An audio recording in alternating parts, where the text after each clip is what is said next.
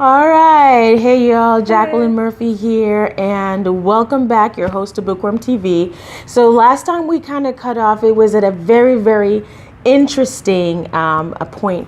You know, we were talking about how the enemy could take what God meant for good and turn it into something that's distorted and warped and evil in regards to sexual relations as it has to do with marriage. You know, so what are your thoughts on that, Miss Kim? Oh, absolutely. I mean, that's definitely a goal of his to destroy it. And honestly, he's pretty good at it. When we allow it to get to that point, we allow him to creep in. So, yeah, we have to guard what God has given it to us. Right, right. Absolutely. And so when you do read the book, Virgin Secrets, I do have it right here. Yeah, well, upside down. Hey, that was a comical moment, okay? But you know what is so interesting, though? That's what the enemy wants to do. He wants to turn your life upside down. When it comes to sex, when it comes to having positive relationship, just with others, when you start reading the book, you find out that a friendship could potentially get ruined, and beyond that, just that person within themselves, the whole blame game that happens, the tricks that the enemy plays with your mind, when you make a mistake or when you allow the enemy to kind of creep in. And how do you move past blaming yourself or move past blaming others and get to the stage of forgiveness? How do you get to that, you think? Honestly, I think that forgiveness comes from God. It is, understanding his forgiveness and receiving his forgiveness. So once you can once you can receive God's forgiveness, the way he does, he said he remembers it no more. So once you can receive his forgiveness, then that's when, you're allowed and able to forgive yourself. So. Right. And I know you had to go through your own personal journey of forgiveness. I don't know how much or how little of that you wanted to share, but could you tell us a little bit how you were able to arrive at that point to say, okay, God, I'm willing to let go. This is not what I imagined for my life, and forgive. Could you share a little bit more about that? I think it was just, well, first of all, just wanting that forgiveness and wanting something different, wanting something new, wanting what God had in my life. So I began to just really learn about God's forgiveness and the importance of receiving, because I think that's the biggest part, is being able to receive God's goodness and God's forgiveness, because we're people of, we're probably the hardest on ourselves. We're our worst critics. I was actually going to ask you that. I was going to say, was it more difficult for you to forgive yourself, or was it more difficult for you to forgive the other person? Which one did you struggle with more? I think forgiving myself, because we have to take accountability for our own actions, and so forgiving myself was probably the harder one, because I knew that I had a choice. I made the choices that I made. They were my choices, and people. And one of the things I like to say a lot of times, people could only do as much as we allow them to do. So whatever we position ourselves. I hear what you're saying, but as human beings, we go through different periods where our minds are in different spaces and places and time. And based on where you are at that particular time, then you might allow certain things. Absolutely. And as you learn and you grow, or you get sick and tired of being sick and tired, then you make a decision. Change in mindset. Absolutely. Absolutely. And say, okay,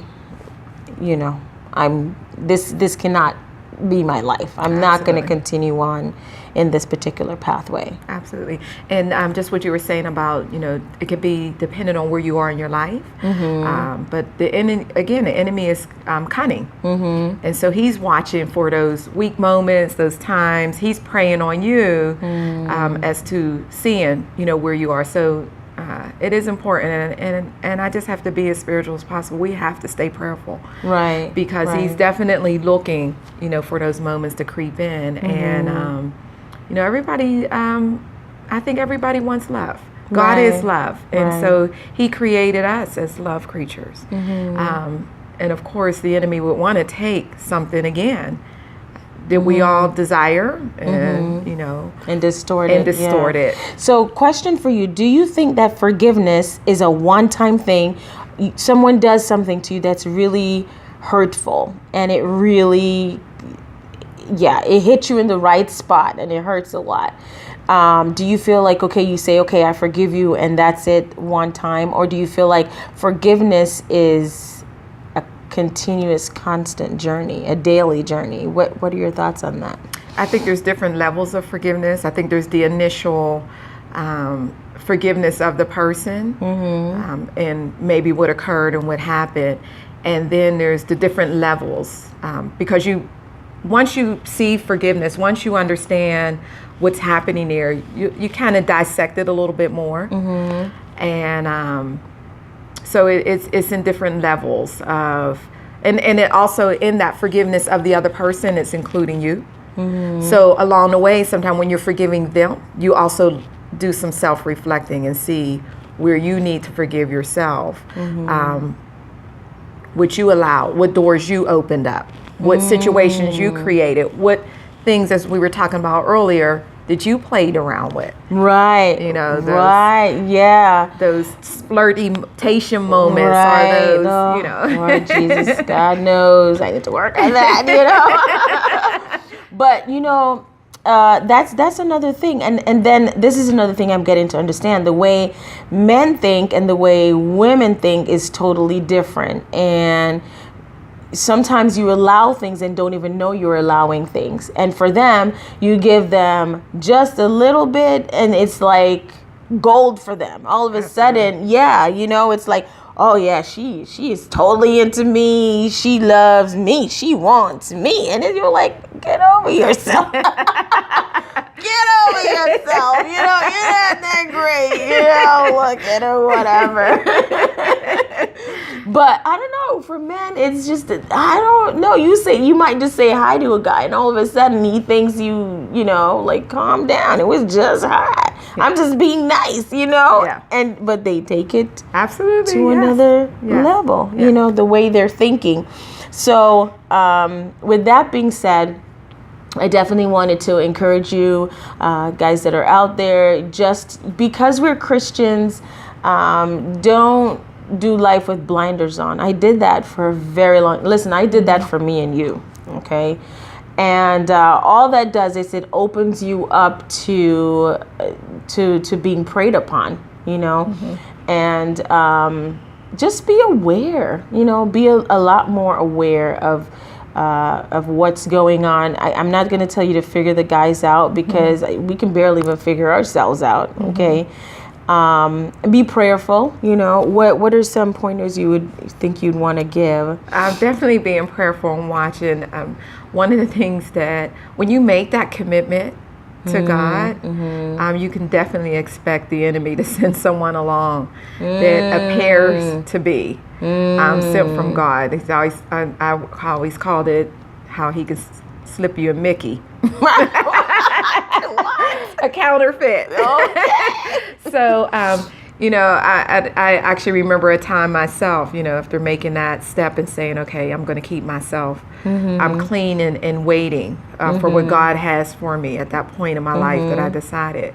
And literally had someone that approached me, was pursuing me, and basically said to me that in my praying, God showed me you to be my wife. And I didn't play around with that. Of course, a woman would want to hear that. God God showed, revealed a man me. That finds a wife finds a good thing. And he's telling me that? Absolutely. Oh, yes. And I politely responded back to him and said, well, God hasn't told me anything. And so, so you do. You have to be careful. The enemy knows the desire of your heart, and guess what?